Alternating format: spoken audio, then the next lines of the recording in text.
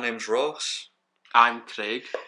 We are independent filmmakers, and our goal with this podcast is to discuss some of the genres, directors, films, other things that have maybe inspired us along the way. Our plan right now is to do an episode per month. For this first episode, we thought we would talk about some movies that started our fascination with filmmaking, and for the bulk of the episode we've decided to pick out our favourite directors and talk about our favourite film by said directors. We could go through the full filmography, but well, then we'd be here all day. So I feel like we do have quite a lot of similarities, I think, in terms of our taste in film. Yeah. Which we'll find out with the films that we're going to talk about in this episode, but I think there's also quite a lot of differences, and I feel like we could probably introduce each other to a lot of different sorts of movies. Yeah, definitely. That we wouldn't necessarily choose to have watched. Yeah. And yeah, so we'll start with you, Craig. Where did your fascination with filmmaking start? Oh, that's a good question. So I've been making films since I was maybe about 7 or 8, maybe even younger than that.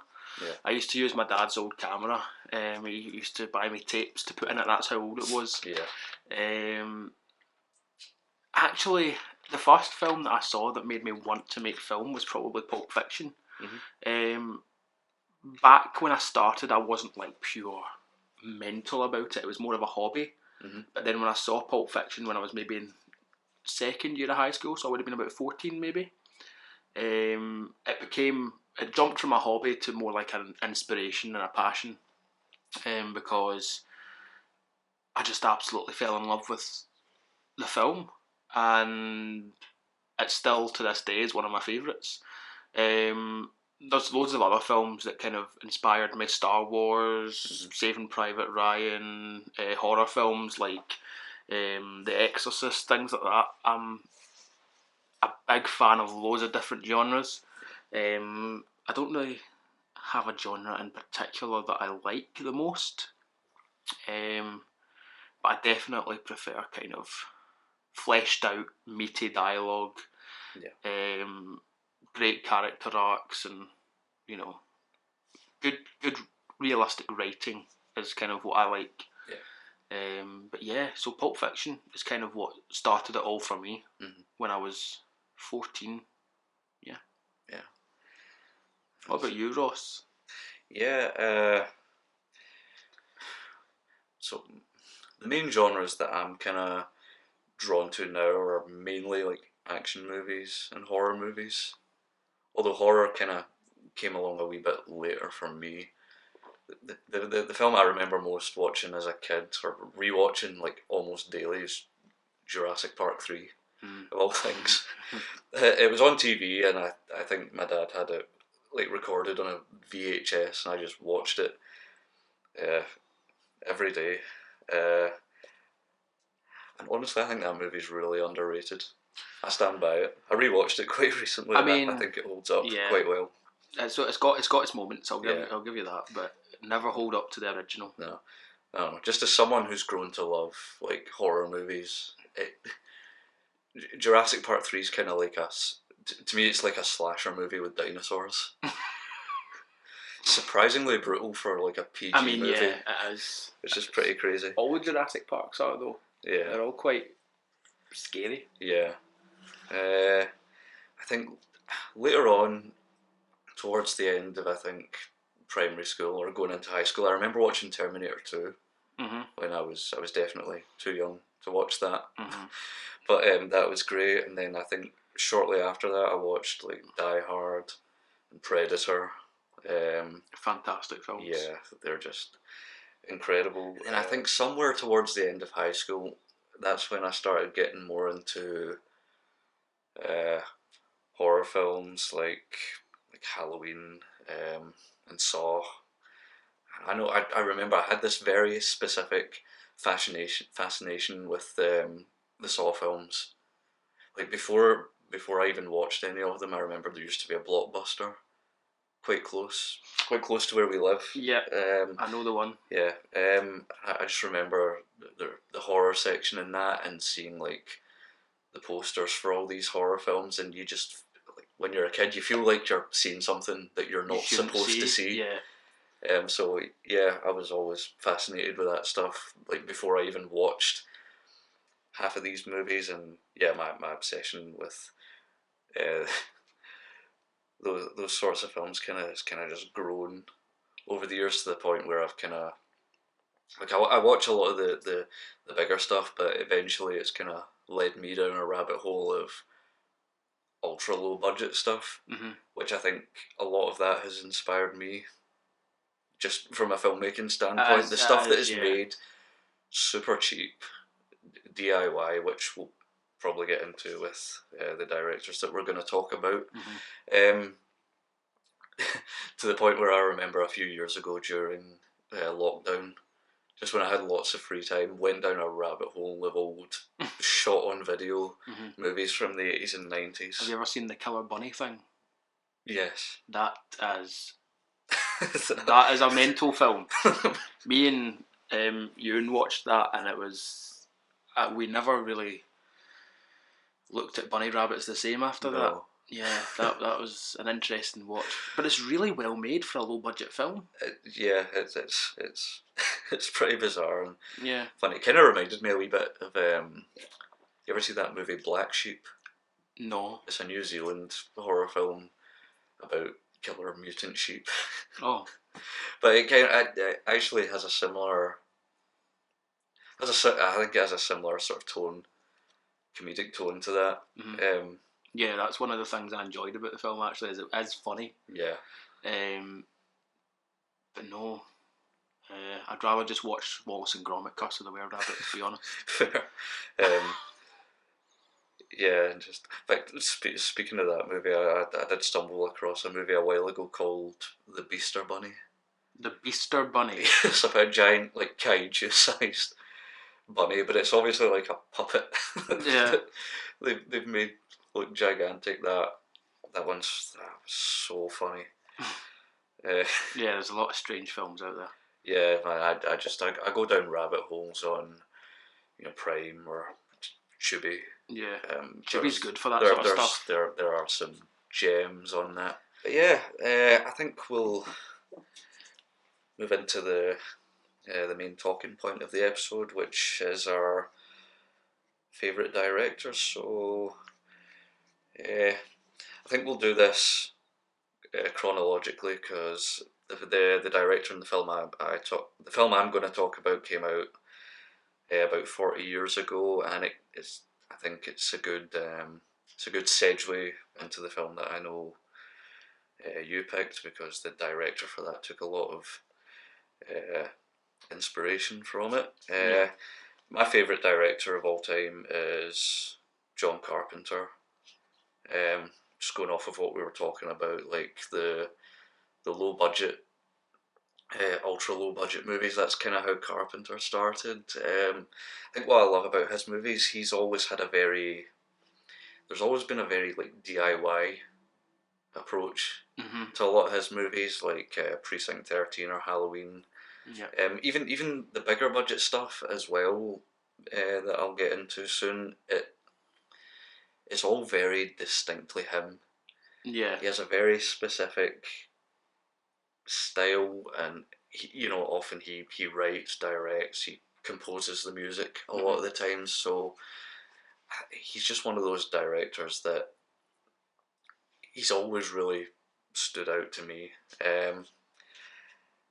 And the film that I've decided to pick for this episode is his loose 1982 remake of The Thing, which I consider the greatest film of all time. I remember seeing this in I was still in high school at the time. I must have been like 13 or 14 or so. I remember I was aware of it before I watched it, because I'd remembered. I remember seeing on TV. It was Halloween one year, and it was like a top 100 scariest movies of all time, and the Thing showed up on that, and they showed the defibrillator scene, which is just it's fun. that scene always stuck with me. It kind of gives a wee bit of Alien, I think, as well. Definitely, yeah. I think Ridley Scott kind of set a new bar for like sci-fi movies with just how sort of brutal and bleak that film is, and yeah, I think you can definitely see a bit of inspiration for that with The Thing. Although I would say Carpenter does such a great job of taking it to a whole other level. It's mad. If you haven't seen the film, you should watch it because it is brilliant. Because the thing with a lot of these monster movies, like the original 1950s, The Thing from Another World, or movies from that era, the vast majority of them always sort of hid the monster in the shadows. And the thing was one of those movies that kind of just does the opposite. Yeah, but you also don't really see its true identity either. No, and I think that's part of what makes that creature so terrifying. Yeah, you can't imagine what it's actually supposed to look like. There's no, it's so ambiguous. There's no explanations to where it came from. Yeah. The most explanation you really get is UFO. The opening shot of the ship crashing, but even that doesn't really tell you anything, because I think what's heavily implied by the film is that the spaceship doesn't even belong to the Thing. Yeah, it belongs to whatever alien species built it and the Thing killed, which is likely what caused it to crash. Yeah. But speaking of that opening scene, I fell in love with the movie straight away just because of that opening shot where the title card like tears through the screen. That's good. And that tells you everything you need to know about the movie. It literally does. Straight away. Yeah. And I was watching a really interesting video about how they created that.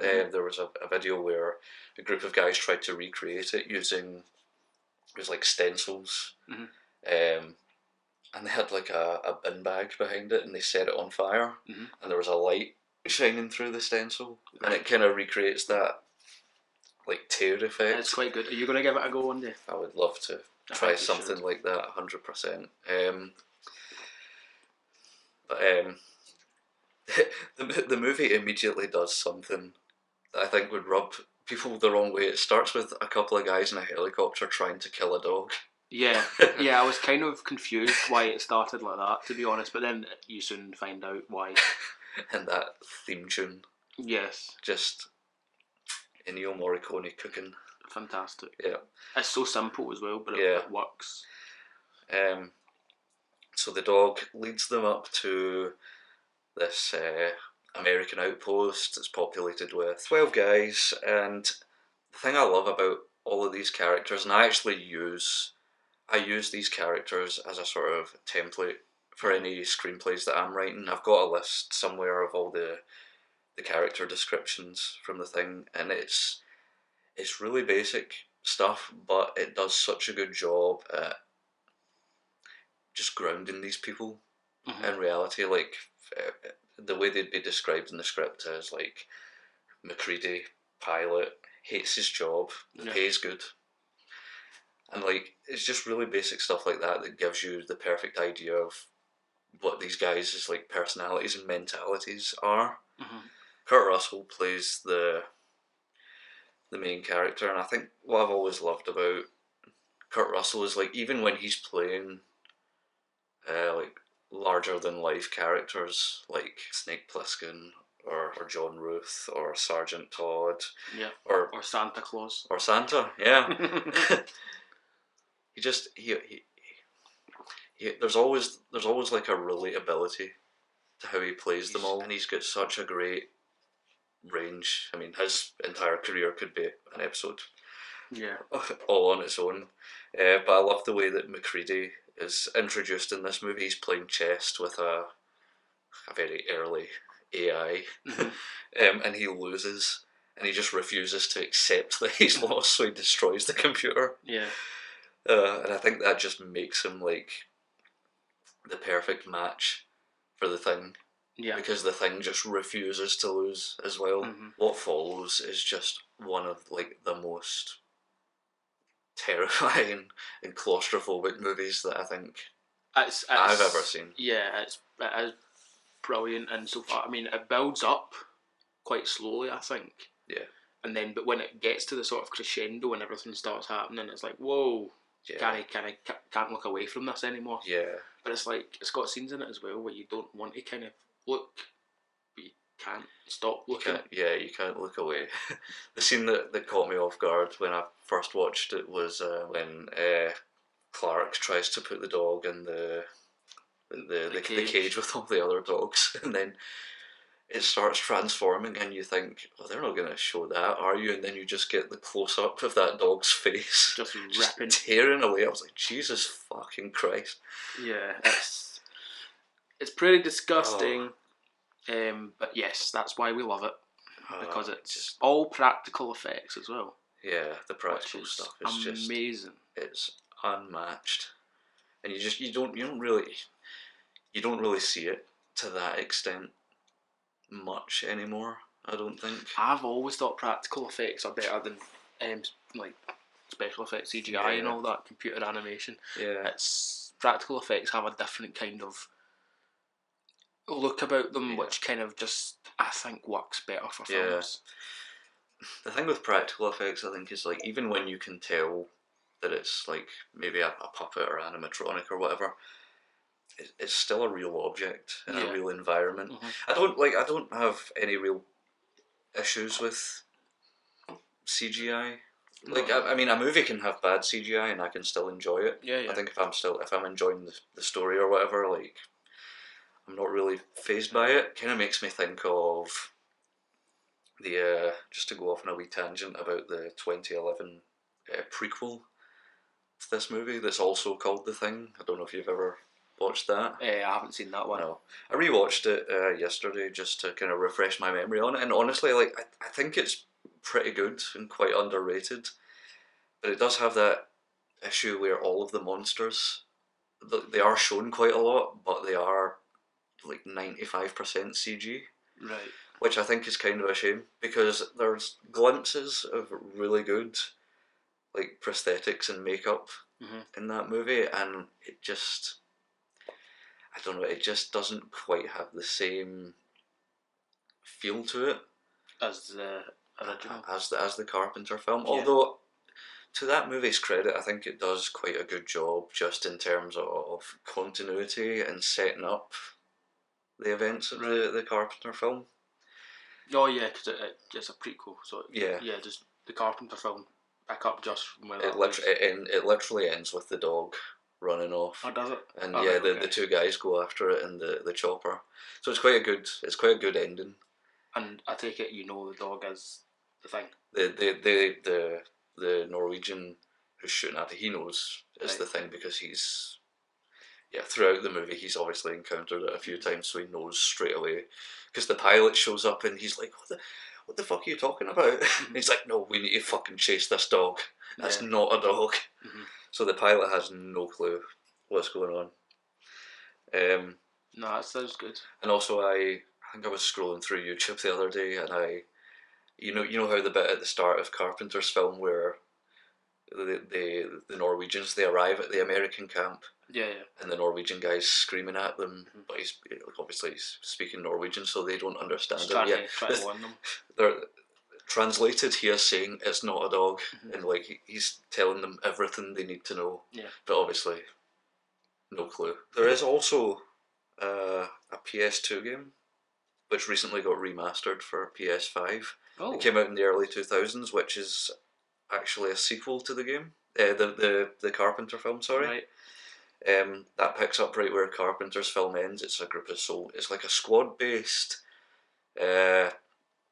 third-person shooter where a group of soldiers get sent to the outpost to figure out what's going on. I suppose people's interpretation on what they consider part of the official canon will vary because the 2011 prequel and the game can't really coexist. Because there's a lot of contradictions, right? But I like both, which is a shame. But that's okay. That's allowed. But the game, it's quite a cool story, and it basically the soldier you're playing as eventually gets led back to the Norwegian camp where he discovers this underground lab where there's scientists that have been experimenting and trying to control the thing, and it's broken out, and you have to deal with that. There was quite an interesting RPG element to that game where you had to like look after your. You'd have squad members on certain missions, and you'd have to look after all of them, and you'd have to keep their stress levels down. I don't know if there was a way to necessarily cure them from becoming the thing, but the problem was they would all eventually become the thing anyway.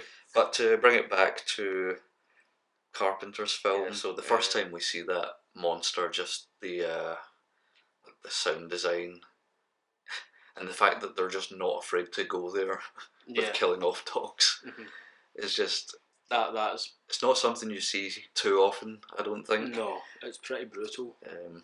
And then there's a couple of autopsy scenes in that movie where when they're taking out like all the shite. Wilford Brimley's character is taking out like all the organs and everything, and it's all squishy and everything, and man.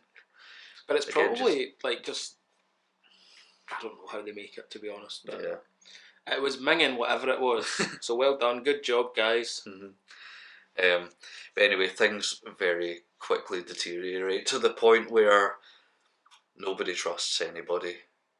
And Wilford Brimley's character kind of just has a full-on meltdown, smashes up all of the equipment after he discovers that if the thing reaches like a population centre, the entire planet is fucked, essentially. I think what this movie does so well is just all the wee sort of subtle foreshadows and the use of red herrings to kind of trick you into thinking certain characters are infected.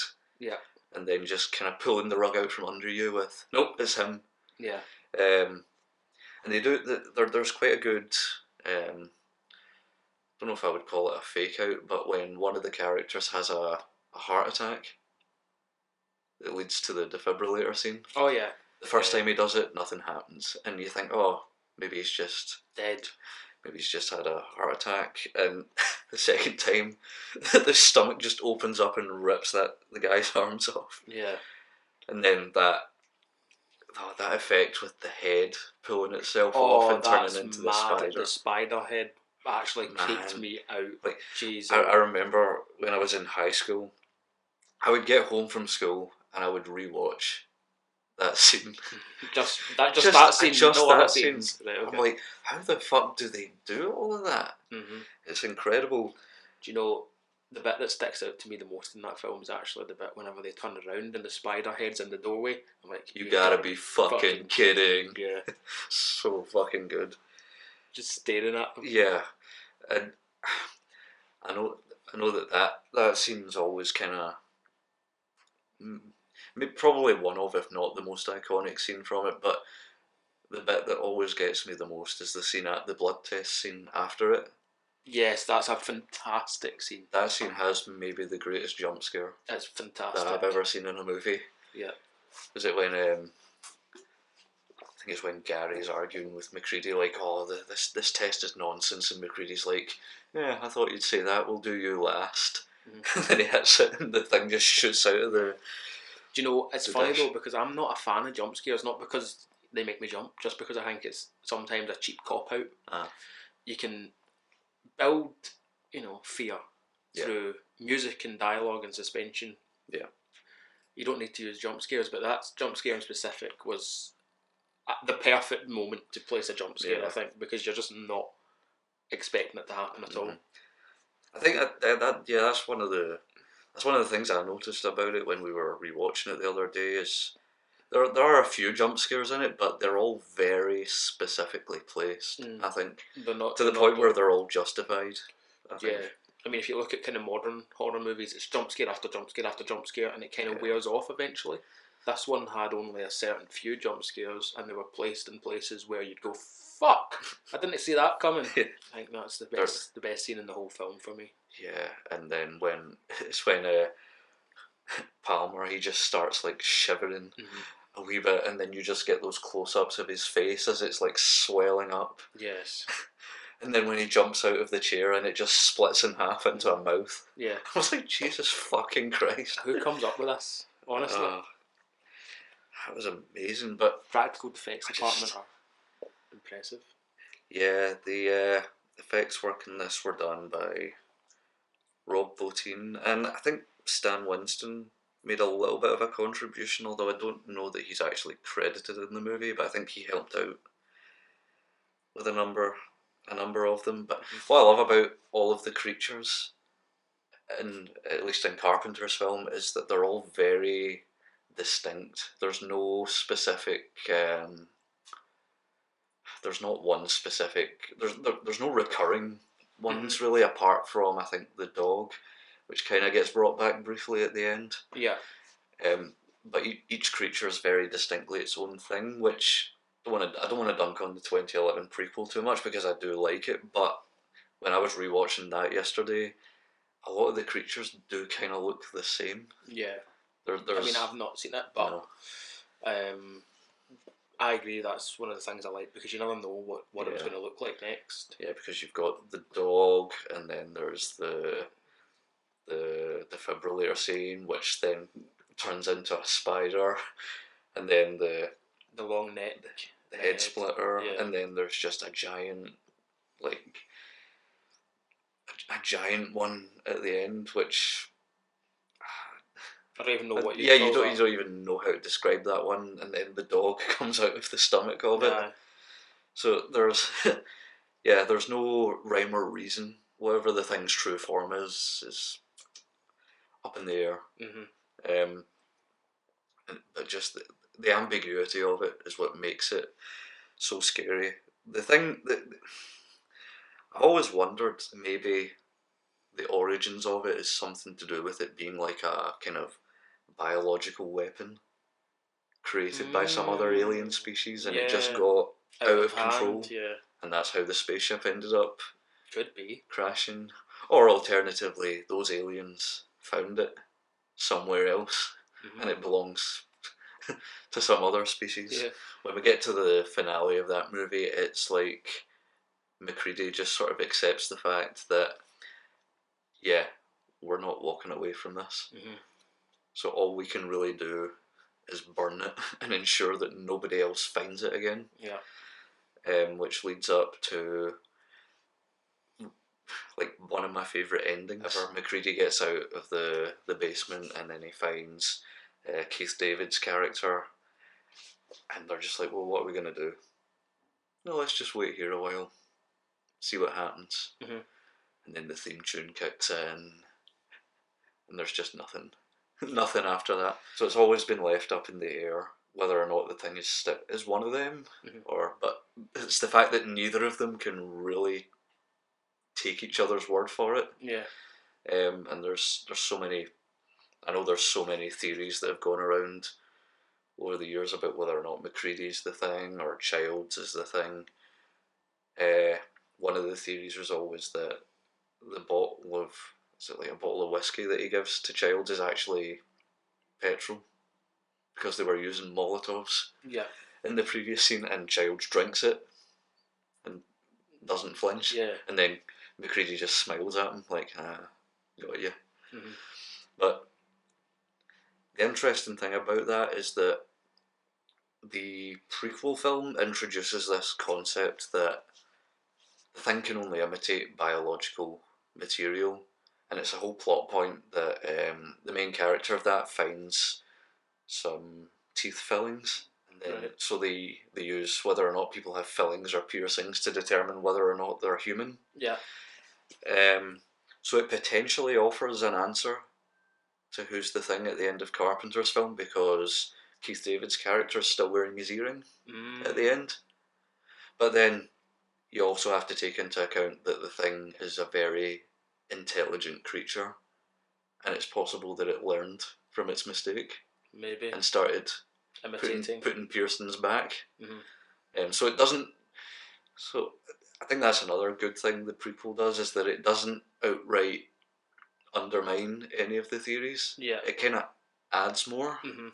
which I liked. I do like that as well. I prefer films that kind of leave it up to you to decide, because it's good, you know. Yeah. It gives you more to think about. Yeah, I think that pretty much covers all of my notes on this one. It's my favourite movie of all time, It's a great choice. and I can watch it whenever. You can, because you've got it on Blu-ray. Indeed. Indeed. So I think that's a good segue into what your pick was. Yes. So I've picked a film which is very closely related to The Thing that Ross picked as well. I'm going with The Hateful Eight, the Tarantino film, and yeah, I just think this film is a masterpiece. Really, the whole way it builds up, the slow dialogue, even the way it's filmed, the long shots. A lot of the shots in it are, they're really really long. There's not an awful lot of cuts in the film. The music, which is again, we'll talk about that, but it's you said something about Tarantino getting Ennio Morricone, yeah. So yeah. One of the connections between these two movies is Morricone did the music for both of them, and The Hateful Eight even features a couple of pieces of music from The Thing. Yeah, and it was funny when we were watching it. I turned to Ross and I said, I recognise that music, and he was like, yeah, it's in The Hateful Eight. I was like, fucking knew it. I was rewatching this yesterday, and kind of similarly to The Thing, right from the opening shot, the movie just tells you everything you need to know. That opening shot of the cross and that theme tune as the camera pulls away, it just the movie just feels cold and boom, bleak. Boom, boom, yeah, boom, boom. Oh, it's so good. And the carriage coming up, but that opening shot goes on for about, it's a good couple of minutes at least. Yeah, you don't see that in movies very often. No. But it's just perfect. And the snowstorm and the way it builds up throughout the movie as well, it kind of shows you that things are getting a bit more intense. It's also very much in the way that the same as John Carpenter's The Thing, you don't really know who to trust in The Hateful Eight either. You kind of want... for me, when I was watching it, I had certain characters I trusted more than others. Don't know if you were the same. Yeah. For me, I trusted probably Samuel L. Jackson's character the most, and Chris Mannix, the Walter Goggins character. Yeah. But the rest of them, I didn't sit well with me. Yeah. I think the way in which the characters are introduced when they arrive to the cabin, and they're trying to tell them to close the door, keep the storm out. They need to hammer the nails in the door. It's just so unique. Yeah. You don't see that. It's real as well. Because that's the way people would react if you had a door that didn't work. Yeah. I don't know. It's fantastic. Yeah. The whole film. Yeah. That's just to go off of your point about Samuel L. Jackson's character, the interesting thing about him to me is that I feel like in a way he ends up being one of the biggest liars in the movie, because the Lincoln letter is nonsense. You got a link, which Chris Mannix is the only one that sees through that. You got a letter, and then Abraham Lincoln. Later on, there's that story that he's telling to Bruce Dern about the general's son. He's so good, the big monologue scene. Yeah. And I'm thinking, okay, this could be true, but also is true. The entire point of that scene is that he's trying to pressure Bruce Dern into going for the gun so that he can kill him. Yeah. So that entire story could be bullshit. It's a fabulous scene. Or just a massive... I feel like it could just be heavily exaggerated. I think it would have been. Although, given the tone of the movie and just the overall concept, I think it's entirely possible that it is just that cruel.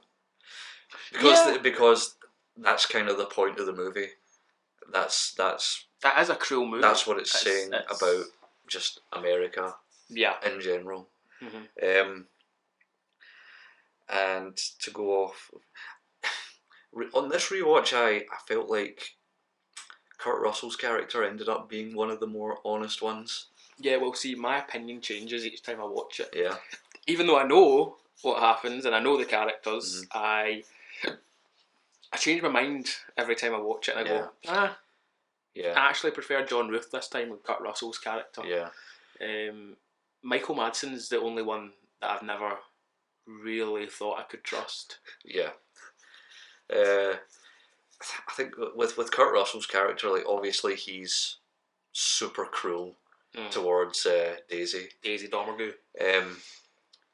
The thing is, as the movie goes on, you start to think, well, kind of makes sense why. Yeah. Because Daisy keeps her cards close to her chest until later on. And the thing with John Ruth is that obviously he is cruel, but his last act when he's alive is that he saves Chris from the poison. He does, right before it's he not dies. Intentional though. You know, he kind of drinks it and then realises, fuck. Yeah. Yeah. That's a fantastic. There's so many scenes in that. For me, the best scenes in that film, 100%. The opening scene with the cross, the monologue, Samuel L. Jackson's monologue scene, the coffee and the poison scene, the flashback scene's brilliant when you see them setting up before the I was going to say campmates, before the cabinists. What would you call them? Before the 8 arrive, basically. Yes. Yeah. Well, suppose a few of them are the 8 though, aren't they?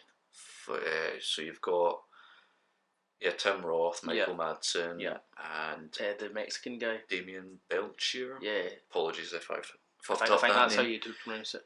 Bob. Yes. Bob. Yeah. And then you've got Daisy Domergue, Channing Tatum as well, who's hiding in the basement. Which I will come to that scene in a minute because that scene is fucking incredible. That's brilliant. But, the last scene as well, when they hang Daisy Domergue. The finale. It's beautiful. Yeah. I wanted to talk a bit about just before the poison scene, when Daisy's playing the guitar. I was going to bring this up. And I'm sure I feel like I've read somewhere. No, you're right. That, So Daisy, she plays a verse of the song that implies that John is about to die. Yeah. To which John Ruth then takes the guitar and smashes it up. And I feel like I've read somewhere that he wasn't meant to smash that prop because that was the real guitar. That was a real guitar, and Tarantino had a double. Yeah, because so Jennifer Jason Leigh's reaction to that is like, what the fuck are you doing? It was her guitar though. Yeah. And Tarantino So had a prop made of her guitar that he could smash up. Her reaction there is completely real. Yeah. And they've just kept it in. Very much like in Django Unchained when DiCaprio slit his hand open on the glass. Yeah. Tarantino likes keeping things in that go wrong. Yeah, it does add like some realism to it for sure. It's I don't know, there's nothing bad I can say about this film. The only thing I would say is, when's the second one coming out? JK. I think that would be a bad idea. Yeah, no, I leave it where it is. Yeah, definitely. But yeah, I was going to bring the guitar thing up. The guitar, See you, honestly. So Channing Tatum's character was yes. I just want to talk about the bit where obviously Samuel L. Jackson and Walter Goggins are on the bed. They convince him to come up. They just blow his fucking head off straight away.